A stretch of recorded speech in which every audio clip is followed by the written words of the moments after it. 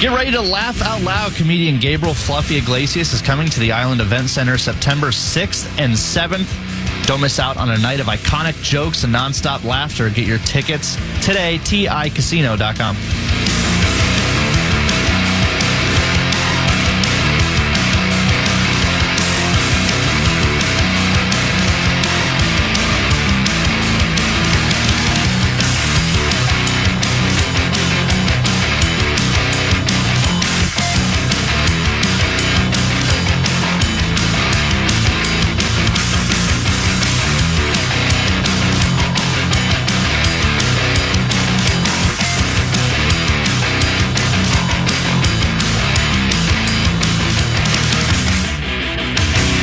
Patiently awaiting the arrival of former Gophers captain. Played both ways for the maroon and gold in his college days at the University of Minnesota. I do want to talk to him about that just because we see Travis Hunter entering the NFL draft, and he's going to play every play, he says. Played every play for the Buffaloes. Hard to argue with that. One of the top players in this year's draft. How tough is that? I want to talk to Jack about that, former Viking as well, played in the Mike Tice days, and I was hoping maybe for an embarrassing story about Pete Bursich or something like that, but patiently awaiting him. He's in town as part of there's a Preserve Girls Sports Rally taking place at the Capitol, and kind of tight timing for Mr. Brewer this morning as the rally itself kicks off around 11 o'clock. And then I believe there's a round table early this afternoon. And then later on today, they are going to be voting at the Capitol on really signifying and making it official that girls' sports are indeed just for girls. So I wanted to chat some football with Jack Brewer and chat about his passion behind that and how that process is going. I know that there was an executive order signed by President Trump. And some states have, I guess, created or at least put, there's been some pushback on that. And so here in the state of Minnesota, what's happening at the Capitol, Jack Brewer, I think Riley Gaines is in town for this as well. She was speaking on the News Talk side this morning, wasn't she, Brett? So, yeah, lots going on at the Capitol. Jack Brewer, if we do get the chance to chat with him, we would love to do so. But meanwhile, during the break, I'm getting text messages from someone who shall remain nameless, and because Micheletti's in studio at 11, and it's natural that this happens at any point in time when we. How do we start the show? Do we start the show with Minnesota Timberwolves and Anthony Edwards? Edwards going off post suspension. Welcome back, Ant. Goes off for 44. DiVincenzo hits 8 triples. And the Minnesota Timberwolves, who have this habit of housing the Suns, they continued that trend last night. Loved seeing it. Sixers in town tomorrow. The Embiidless. The Sixers are in trouble. And it's a muddy East. And I don't have the NBA standings directly in front of me. Yeah, Sixers are out of the playoffs. They are on their way down, down, down. Go Quentin Grimes, though. But do we start the show with that? Well, there's going to be frustration involved around the lack of inclusion of the Minnesota Wild, who beat the Boston Bruins 1-0 over the weekend, and of course now the ability to defend home ice. Let's go beat the Kraken. Let's go beat Vancouver this week. But starting Sunday, 7 straight at the X, and then the A topic, which will be brought up in much greater detail in the state of hockey. The best state high school hockey tournament in the land kicks off later this week. AA tourney. I guess they're seeding all of the teams now, but AA, you got Edina and Rogers. You got Moorhead Spuds. Let's go Spuds. Lakeville South, their opponent. Stillwater and Andover.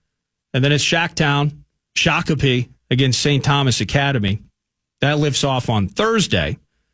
And then the single A tourney, which I'm curious, I want to hear what Pat Micheletti, if there's any emotion in the mix here, as of course his Hibbing group, and they're a conglomerate now. Chisholm, Victory Christian, I believe, they're taking on Laverne. They're the number 1 spot in the single A tourney.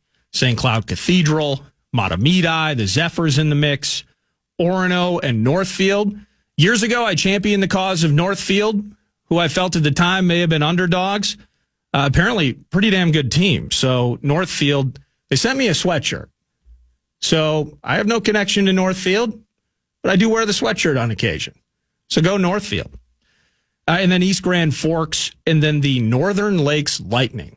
Sounds like a club team, to be honest with you. But I'll learn about Northern Lakes and the Lightning with Pat Micheletti during the 11 o'clock hour. So trying to satisfy all groups wanting to hear various topics. You can only cover so many in the opening segment, but very excited to chat hockey during the final hour with Pat Micheletti. Joining me now, it sounds like he's going to hop on the hotline. We'll get him for a few minutes here. Jack Brewer joining me. Good morning, Jack. Good morning. How's it going? It's going really well, my friend, and thanks for giving us time.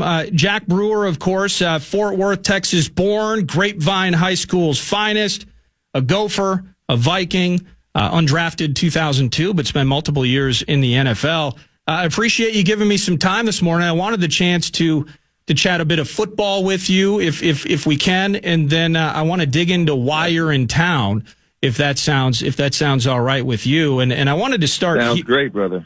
I wanted to start here on the football side. Combine just wrapped up. You actually participated in the O2 Combine, and you ultimately find your way to the Minnesota Vikings. But in your Gophers days, Jack, playing both sides of the ball, playing on offense, all those snaps, and then playing on defense, and you watch a cat like Travis Hunter at Colorado doing his thing. How tough, how insane is that for somebody to truly play both ways? You don't see it anymore. I was joking with my kids. I coach down in Florida, and some of them don't believe that I play both ways, man. I mean, being able to line up on both sides of the ball is a lost art. And I think it's just a reflection of how the culture of sports has changed. Now you have kids and you're telling them that they have to pick a sport by the age of 12. Yeah. And you're making kids just focus on one sport. When I played, I had to learn how to tackle, catch, and throw. And so when I got to college at University of Minnesota, so I was all state on both sides of the ball in Texas. I got to the University of Minnesota, and I tell my coaches, let me play on nickel down, and they would do it. And so I think when you look 20 years later, it's been a long time since I played ball. 20 years later, you see Travis Hunter come, and this generation has never seen it before. But I played with Charles Woodson and Deion Sanders, and those guys. That's just how we did it. We played in high school football. Now I go to games, and you see kids just play one side of the ball in high school. In my high school, I think 8 of us never came off the field. And so it really has been a culture change. I think it's really good to see Travis Hunter. I think you'll start to see more people now after him get allowed that opportunity, just because I think culturally a lot of these coaches have fallen into the new trap of belief. And I don't subscribe to that.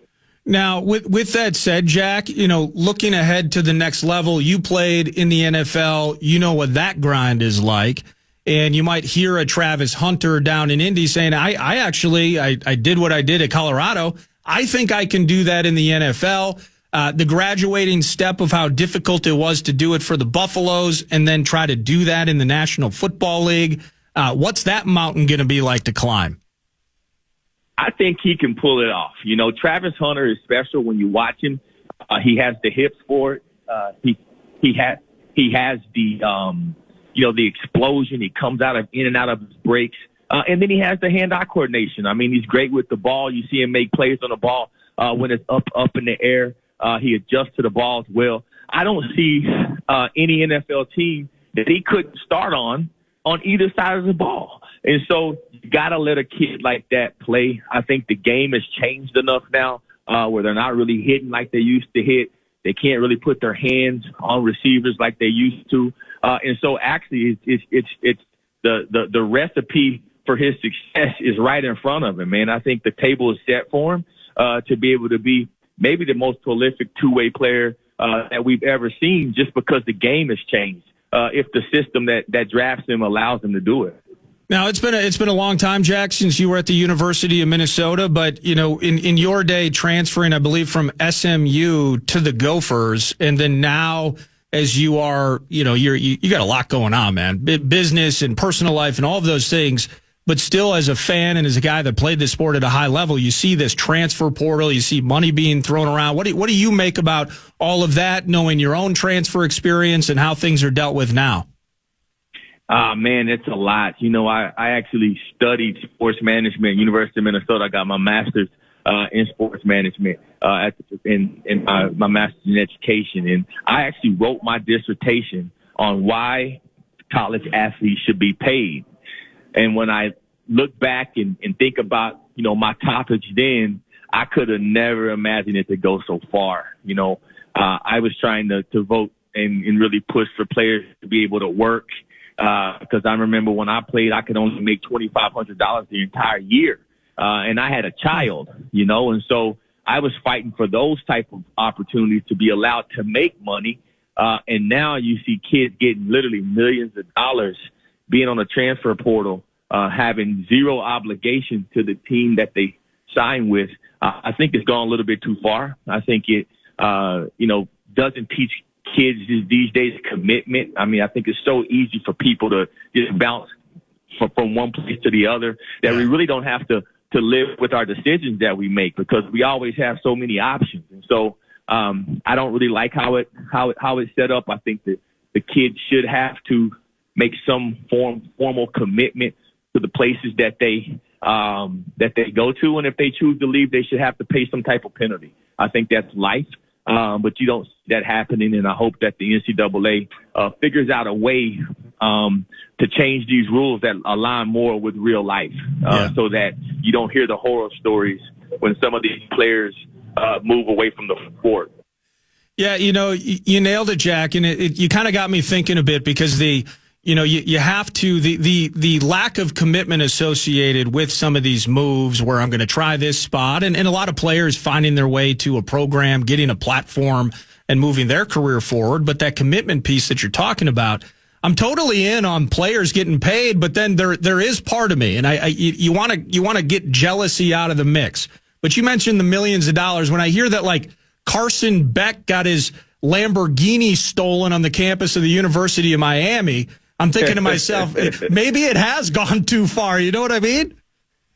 No doubt, man. It's gone too far because, you know, you're in college. You know, college is for education. No matter what you want to say about it, these are educational institutions. And I think you have to keep that as fundamental. And that's what's most important. You can't create a system that loses the focus on education. I remember when I played, I remember my goal was to get my master's degree before I went to the NFL, and I was able to do that. You know, my coach made it a point, Coach Clem Mason, who was like my second father, made it a point that he wanted to have the highest graduation rate than any other team in the Big Ten. And so our guys graduated when we came to college and played for Coach Clem Mason. I don't know the last time I've even heard anyone talk about their graduation rates from their class of athletes. And this shouldn't be that way. I think we've lost our way. We've lost our mind in a lot of ways in this nation, and I think this is one of them. And so I really wish that the leaders and the men in the room that are running the NCAA and making these decisions for these kids in college, I wish they would do their jobs and actually do what's right for these men to grow up and be great fathers and impact their communities. Because right now, I think they're being poor examples, and they're just playing into the sick games that are happening across our nation. We got to build men again. We got to build families again. We got to protect our women again. And unless we get back to that, we're going to continue to lose our way. That's Jack Brewer, former Gopher, former Viking, several years in the NFL. And that's a perfect transition point, Jack. And again, I really appreciate your time. You got a busy one ahead of you. I know there was a breakfast this morning at the Minneapolis Club. There's a rally that kicks off at 11, so I assume you're en route to the Capitol as we speak. A round table this afternoon, and it's about preserving girls' sports. What's going on in St. Paul today, Jack? Yeah, I'm actually at the Capitol now. We had a great breakfast to kick it off, and we're here battling for common sense. We're not here trying to make any political stance. We're saying that, for me as a man, my job is to protect women. I protect my wife. I protect my daughters. I protect any woman in my community. I open doors for them. I don't slam them on them. And so we are not the same. And I'm just here to stand for God's truth, man. And there's no reason why any woman should be robbed of opportunities in sports or having to play on playing fields and on arenas and courts with men that are biologically made more strong and powerful. So it's just common sense, man. And I think, here in Minnesota, I think people have a lot of common sense. I think a lot of times we don't want to say what we feel because we don't want to hurt people's feelings. But this is not one of those times. This is the time that we must protect our young girls. We must protect what's right. And I'm here as an advocate and as a father and, a man with nieces that play sports here in the state. And I want to make sure that we do the right thing. Indeed. And there's a bill, I believe, in process. I think it's HF 12, and there will be a vote on this later today. And, you really hit on something. I, as a parent, I have a total of 3 daughters. I have twins, Ava and Stella. They're 9, and they're playing sports and those things. And this bill, by the way, is about signing into law ultimately the idea that girls' sports are, shockingly enough, just for girls. But speaking up about it and being an advocate, Jack, I think you nailed it because, polling, there's always deviations and inaccuracies that can go along with polls. But by and large, the vast majority of people in the United States agree with that premise. Girls' sports are for girls. But it's that backlash that you're talking about, Jack. And I think it takes a ton of strength to really stand up in a room where maybe sometimes people aren't comfortable getting loud about it and doing the right thing, saying the right thing, No doubt. I mean, I came here when I was a boy, and Minnesota helped me turn into a man. I remember Minnesota being one of the leaders in the country for Title IX and for women's opportunity in sports. I remember our sports program in University of Minnesota, our women's programs just taking off during my time here. And so to think that I'm here, 20 years later, and we're talking about, men playing against women and having to even have a bill that puts that into law, it's crazy to me. And so, yeah, I think people need to stand up. I think, all the fathers need to get louder. This is not just a women's issue that, put it on them to go around and advocate for it. I think the men need to step up. I think the fathers need to step up and have their voices be heard and not care about what the opposition says. There's time to worry about feelings, and there's time to do what's right. And this is one of those times to do what's right. Indeed. And in the end, you want every kid to reap the benefits of sports, right? And part of that is creating a level playing field for these girls. Exactly right. You got to keep it level. You got to keep it even. I mean, listen, I think back when I was an athlete, I jumped higher, I ran faster, I was stronger, I threw farther, that's not debatable.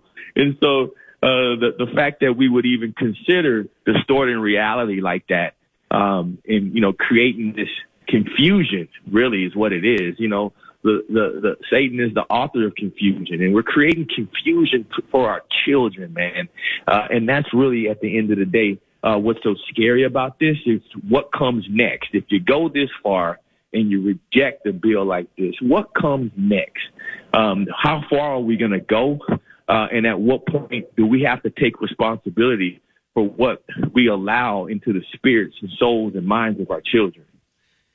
Just in terms of today, and I really appreciate your time this morning, as busy as it is, line it up for me in terms of if people are listening and they want to participate in festivities that are taking place at the Capitol.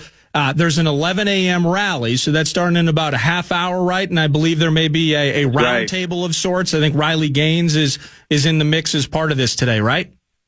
Yes, she is. We have the legendary Riley Gaines, 12-time All-American, who has been so bold and really been the leader across the nation and standing up for women's rights. in sports and equality. You know, she was robbed of a national championship, something she worked her entire life for, by a biological man. And she has since dedicated her life to standing for young girls. And so she's with me here now at the Capitol. We're meeting with legislators. We're speaking with them, empowering them, motivating them to continue to stand strong, really to represent what the people of Minnesota want. I mean, people of Minnesota don't want this. And so, you know, there's huge bipartisan support, and we're just hoping that the legislators do what's right and not try to vote and make these things into political games. And then also not just vote according to their pocketbooks and according to where they're going to fundraise and raise money. This is not a time to be concerned with raising money from, you know, certain groups. This is the time to do what's right for our young girls so the future of Minnesota stays bright. Hey, thank you for being a voice and an advocate for this, Jack. And thanks again. Tight schedule today, but for giving me some time this morning. I would love maybe down the road to hit on some football with you and do what we call 9 to noon, a Covenant catch-up. We'll try to set that up maybe in the future. Anytime. You know, this is the station where I made my media debut. I look back, it was 25 plus years ago. And so anytime I can come on and share with you guys, I'm always in. It's where I made my start. I love Minnesota. I love the people of Minnesota. And I'm always grateful when I get a chance to share with you guys. Hey, thanks again. Have an awesome day at the Capitol. All right, Jack? Thank you, brother. God bless you. Bless you. That is Jack Brewer, former Gopher, former Viking. Get the chance to catch up with some football and the Preserve Girls Sports Rally taking place at the Capitol, kicking off around 11 o'clock. Jack, Riley Gaines, several others are going to be a big part of those activities taking place at the Capitol today. It's Nordo in for PA, 9 to noon, and we continue around the corner next on The Fan.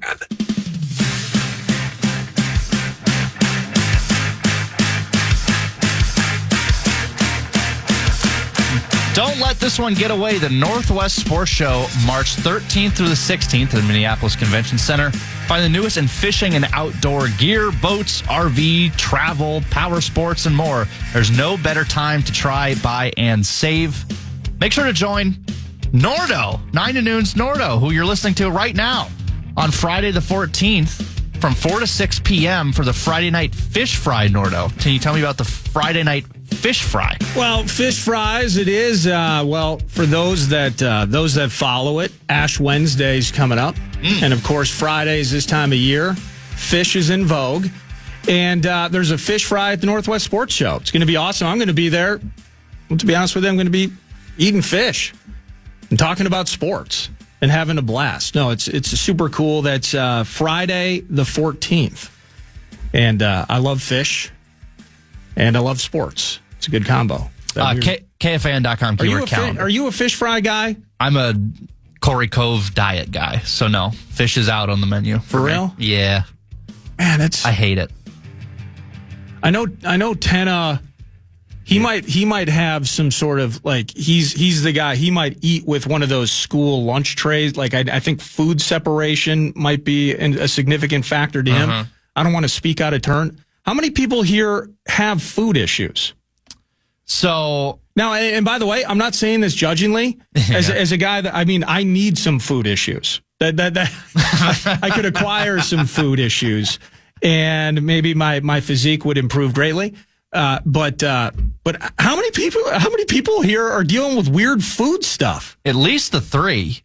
I mean, we always hear, like Abbott always says, you have to be weird to work here. You know what I mean? Yeah. I feel like we've all got our bits. But Good point. me, Corey, and Tenna all have our weird, varying food issues, which is very weird. I don't know why we hire so many of them, but I'm thankful. Yeah, absolutely. So, yes, Northwest Sports Show. It is Friday the 14th in the afternoon. We're going to be eating some fish, and we're going to be talking about sports. I wonder, because not everybody is not everyone observes the Lenten season. So not everybody would be doing the meat fast and eating fish on a Friday, but do people still dig, even if you aren't Catholic, do you still dig the fish fries on Fridays? And you're right, you are the wrong person to ask. I love fish fries. There's no doubt. Sure. It's elite. And then, but it depending upon where you go, if they're using a certain oil or a certain batter. I am becoming I guess I am picky. My food issue is the batter on fish for Friday fish fries. You want to do some news, Brett? Yeah, sure. News de Nord is brought to you by The Casino at Canterbury Park, canterburypark.com for all details. And it's an all-year-round affair at Canterbury. You're feeling the felt. You're playing poker. You're playing blackjack. You're playing table games. And then you're having sips of chips, and you're tipping Derek Allen well. And then you're watching live racing as it kicks off each and every spring. What is it, March 3rd? Still feels like it's 2 months out. Early May, somewhere in that neighborhood. You know what you can do? You can go to CanterburyPark.com, look at the calendar, which is what I'm not doing, and find out more intel. But I love Canterbury, love Shakopee, and they bring you news de Nord. Where are we headed to first? Number 1. We're headed to the ice. Your Minnesota Wild snap a 3-game losing streak. They beat the Bruins, who are kind of a dead team, not the greatest of standings for them. They're not even in the wild card. They're 2 points out, but they're 3 teams away from the wild card, so they're kind of reeling. But now they're 2 points ahead of the Avalanche, so in that third spot, which, as you mentioned, could be a clipping penalty to be in that third spot in the Central. Yeah. But 1-0 win, kind of ho-hum game. A good second period, a not great first and third period for the Wild, but good defensively, and Gus was really good, and that's how they get a shutout win. Is that the first time you've seen a butt goal from Johnny Gaudreau? Well, obviously from Johnny Gaudreau. Just in general? Anything pop in your head in terms of weird extremities and things that have been used? Freddie Gaudreau. Torso? Yeah. I didn't say Freddie? No, you said Johnny. May you rest in peace. Yeah, the late Johnny Gaudreau. That's awful. Stupid mistake on my part. Sorry. Well, wanted to clear it up. I haven't seen a butt goal. I've seen it in movies. What about I think there was one in Goon. A head goal. I don't think you can do that. I think I remember like a weird it's NHL. Gotta be the same, it's got to be the same thing with the skate. If there's not direct motion forward, right? You can't kick it in, but if it's a deflection, it's fine. Are you familiar with the series on YouTube, Weird NHL, where it's just like oddities that happen and they just put it in a montage? There was one along like probably 5 years ago where it was like a pop fly in front of the net and someone literally did a header and scored. And it had to be called back because you can't do it. So it has happened. Yeah, I suppose, though.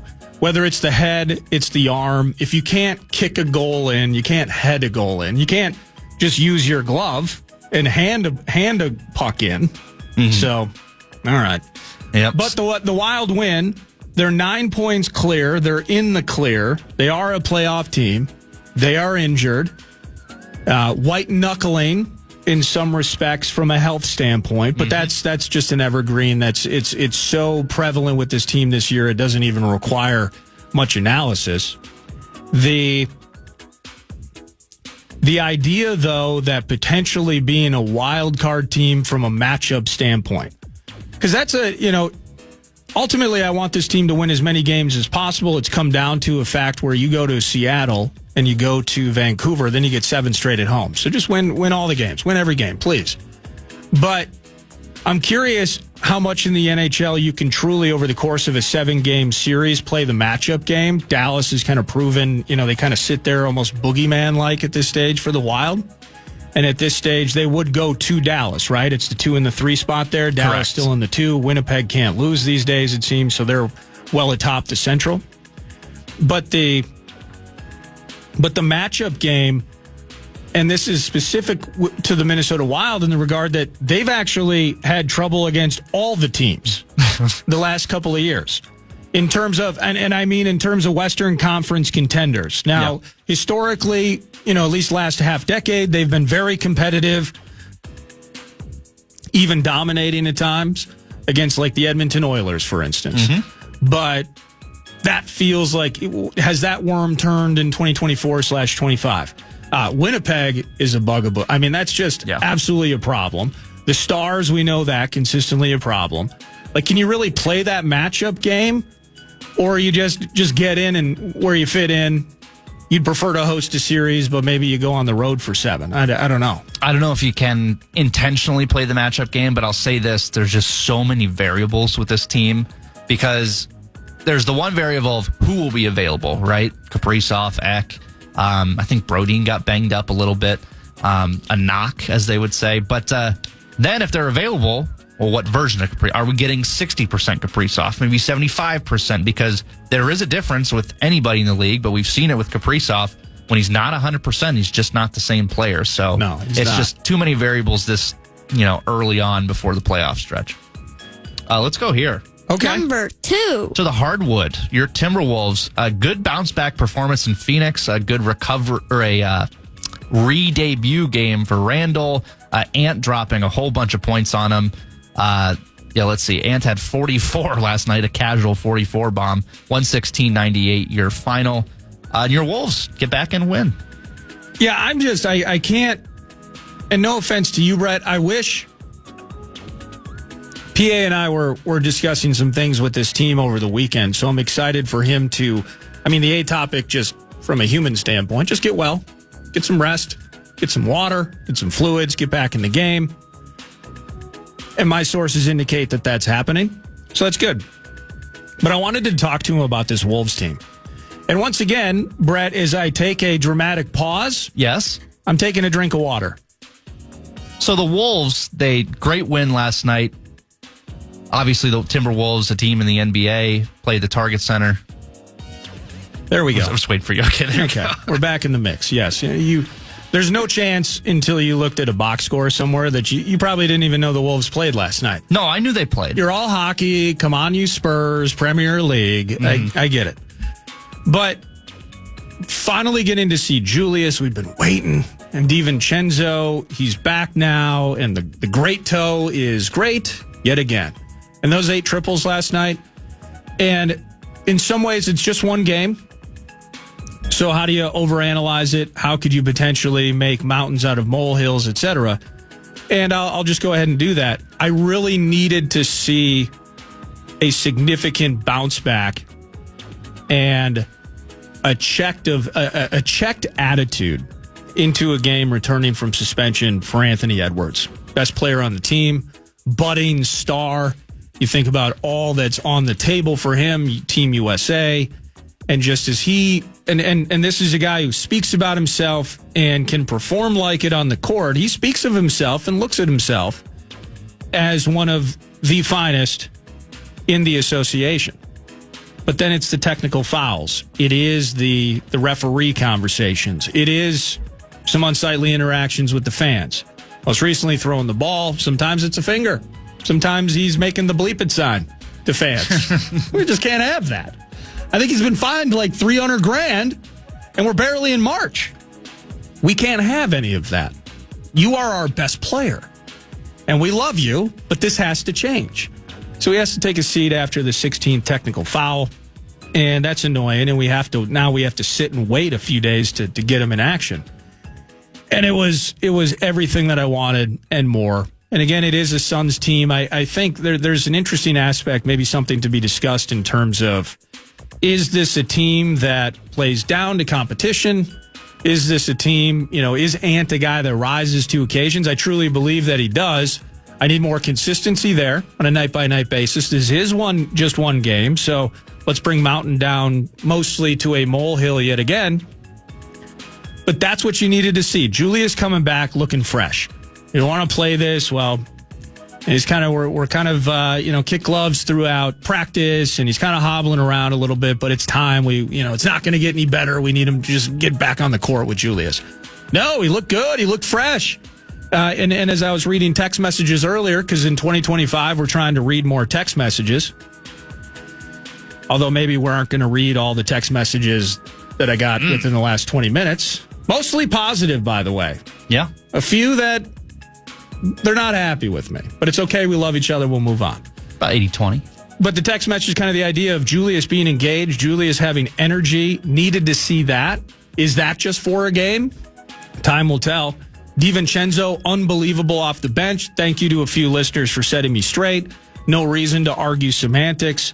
Is he starting and Conley's coming off the bench? Does Conley start? But ultimately, DiVincenzo's still going to get your 27, 28, 30, 32 minutes, somewhere in that area. Is he still going to get the lion's share of that? He keeps doing what he did last night. Absolutely. And that's going to work. And then in the end, deepening that bench and getting more production in that mix.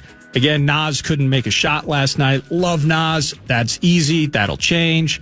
And he's had to shoulder some offensive burdens, right? I mean, him up there, I think, and it wasn't a great shooting night. Man, he was almost like 10 of 30, maybe in that Utah game. I mean, we love Nas. We want the most from Nas. But on a night where there's no Ant, there's no Julius, there's no Rudy, I mean, that guy needed a rest. And he's done everything he could. Came up clutch, big boards and a couple of buckets in the fourth to make a lead become untackleable for the Phoenix Suns. So love Nas. But really the A topic there is Ant off the suspension, Julius off the injury, how all of that meshed.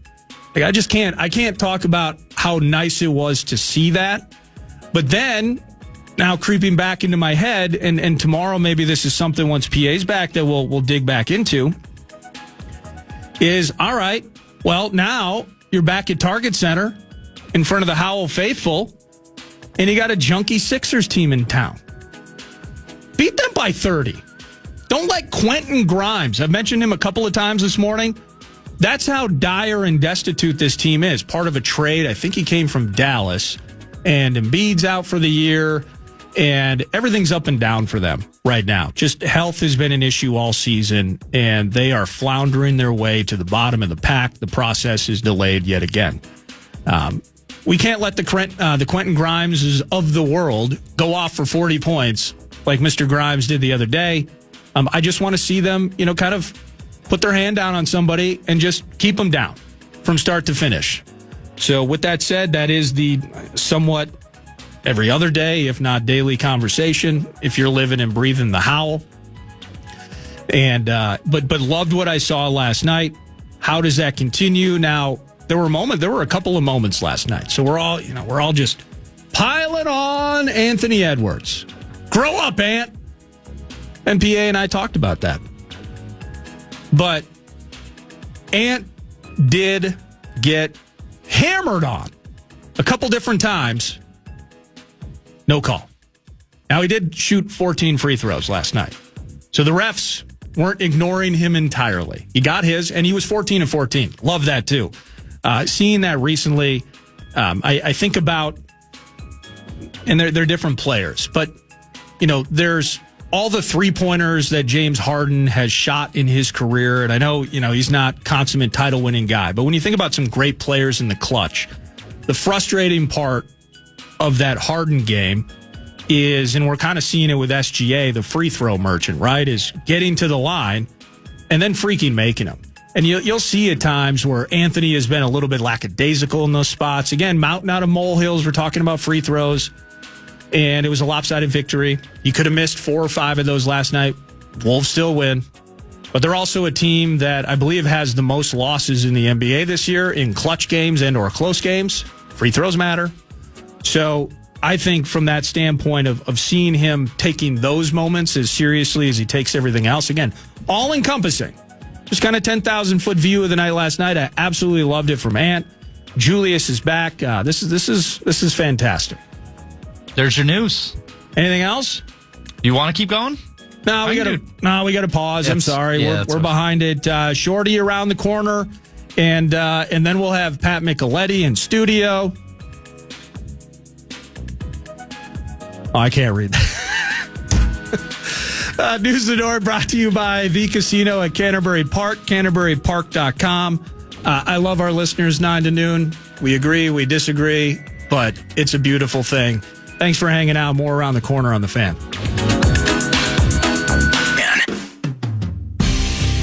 If you want to chime in what's happening with your favorite KFAN shows, you can make your voice heard on the Bradshaw and Bryant KFAN text line. Just let us know what you have to say by texting that message to 64686. That is 64686. Standard text message and data rates apply. Hey, real dumb question, Brett. Yes? On Saturday, I got to find it now.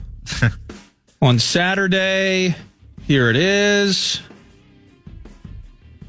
There we go. I got a text message from a buddy of mine, and he's a writer. And he was informing me he's got some opinions on Bob Woodward. Now that part doesn't matter. Okay.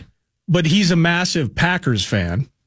And he just sends me, if Green Bay didn't offer them a better deal than this for Deebo, as in Deebo Samuel, the front office should be fired.